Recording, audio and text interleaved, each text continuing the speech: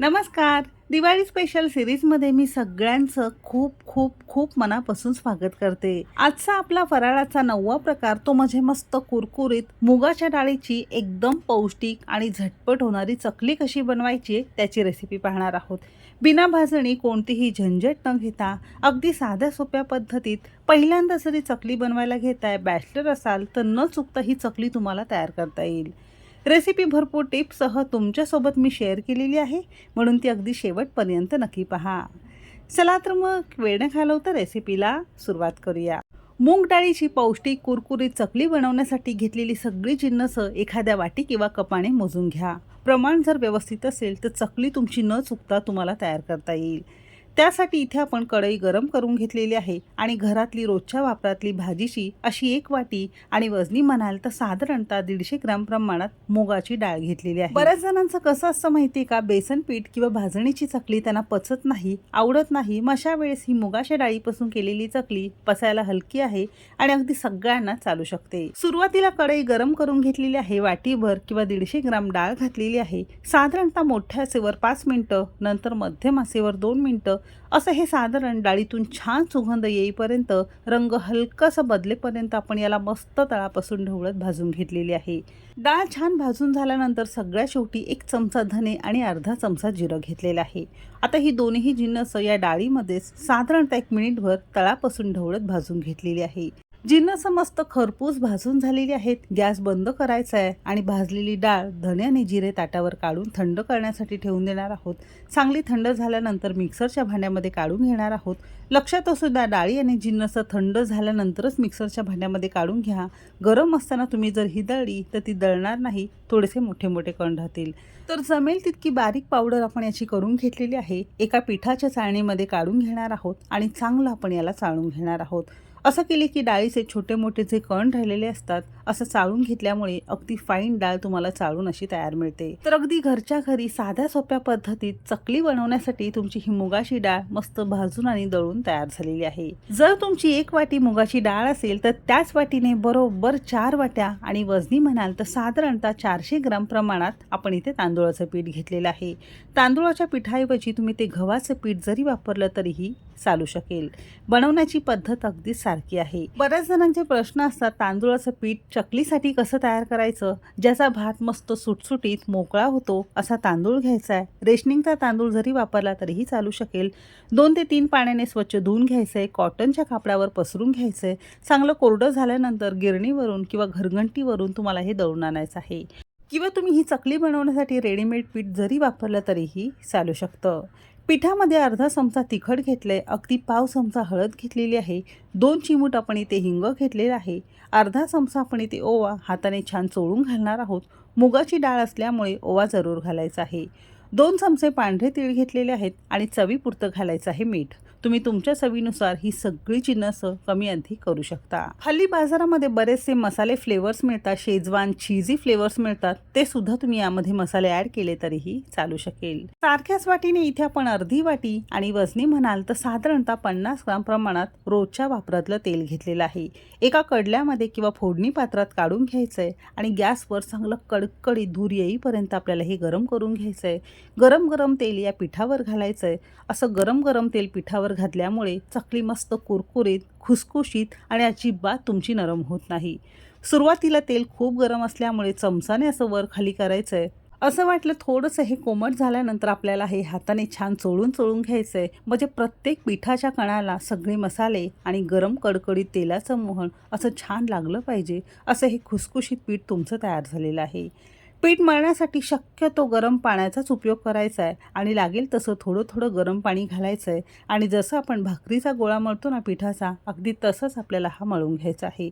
म्हणजे खूप जास्त घट्ट नाही किंवा खूप जास्त सैलसर नाही, भाकरीच्या पिठाप्रमाणे आपल्याला हे मस्त मळून घ्यायचं आहे. बऱ्याच जणांचे प्रश्न असतात, चकलीचं हे पीठ मळण्यासाठी गरम पाणी म्हणजे ते कितपत गरम पाणी असावं, कोमट असावं, मध्यम असावं की खूप जास्त असावं.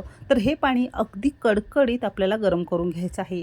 म्हणजे हाताने अजिबात आपल्याला हे मळता येत नाही इतपत आपल्याला हे मस्त गरम करून घ्यायचं आहे. तर सुरुवातीला साधारणतः सारख्याच वाटीने 2 वाट्या आपण इथे गरम पाणी घातलेलं आहे. सुरुवातीला खूप जास्त पिठाचा गोळा गरम असल्यामुळे चमचाने वर खाली करून घेतले।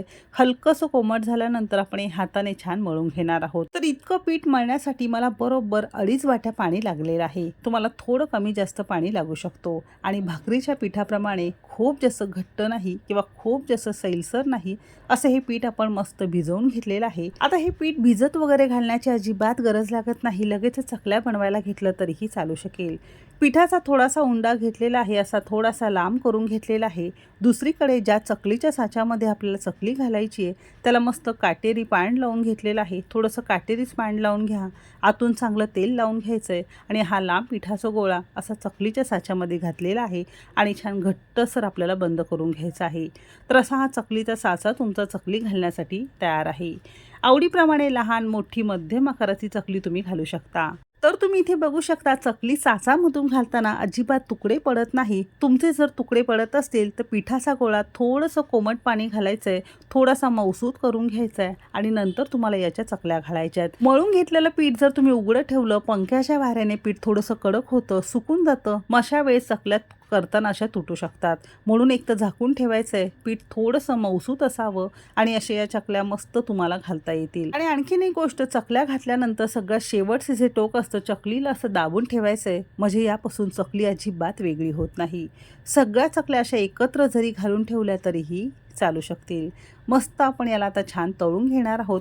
त्यासाठी एका कढईमध्ये मोठ्या आचेवर चांगला धूर येईपर्यंत कडकडीत तेल गरम करून घ्यायचंय। सुरुवातीचं तेल छान कडकडीत जर गरम असलं तर तेलामध्ये अजिबात तुमची चकली विरघळणार नाही, नरम पडणार नाही किंवा त्याचे तुकडे होणार नाही। सुरुवातीला कडकडीत तेल गरम करायचंय, चकल्या घालायच्यात, नंतर तुम्हाला मध्यम आचेवर एका बाजूने बुडबुडे थोडेसे कमी होईपर्यंत किंवा वर तुम्हाला इथे दिसत असेल खूप जास्त बुडबुडे आहेत, जसजशी ही तळत जाईल ना तसतसे बुडबुडे कमी होतात आणि चकली तेलावर तरंगायला लागते असं समजायचं। म्हणजे साधारणतः 1-2 ते 2.5 मिनिटातच आपल्याला ही चकली मस्त एका बाजूने छान तळलेली दिसत असेल। बुडबुडे सुद्धा इथे थोडेसे कमी झालेले आहेत। व्हिडिओ अजिबात मी इथे कुठे स्किप केलेला नाही, अगदी कंटिन्यू तुमच्यापर्यंत मी हा पोहोचवलेला आहे। बरोबर 3 ते 3.5 मिनिटं झालेली आहेत। गॅस मध्यमच आहे, मध्यम आचेवर एका बाजूने छान तळी गेलेली आहे, बाजू उलथून घेणार आहोत आणि दुसऱ्या बाजूने सुद्धा साधारणतः 2 ते 3 मिनिटं मध्यम आचेवर चकली आपल्याला मस्त तळून घ्यायची आहे। चकली एकतर थोडीशी लालसर आपल्याला कुरकुरीत तळून घ्यायची आहे, नाहीतर ही कच्ची राहू शकते। तुम्ही इथे बघू शकता बरोबर 5-6 मिनिटं आपण ही मस्त चकली लालसर रंगावर तळून घेतली आहे आणि अशा एखाद्या नेटवर किंवा टोपल्यावर काढून घ्यायचं आहे, म्हणजे एक्स्ट्राचं तेल खाली बसतं आणि मस्त कमी तेलकट आणि चकली तुमची अजिबात नरम होत नाही। या सगळ्या टिप्स लक्षात ठेवायचं आहे आणि मस्त मुगाची चकली तुम्हाला तयार करायची आहे। अगदी सारख्याच पद्धतीने उरलेल्या सगळ्या चकल्या आपण इथे करून घेतलेल्या आहेत। मुगाची डाळ आणि तांदूळाचे पीठ साधारणतः 500 ते 550 ग्राम होतं, त्यापासून साधारणतः 1 किलो तुमची ही मुगाची कुरकुरीत चकली तयार झालेली आहे।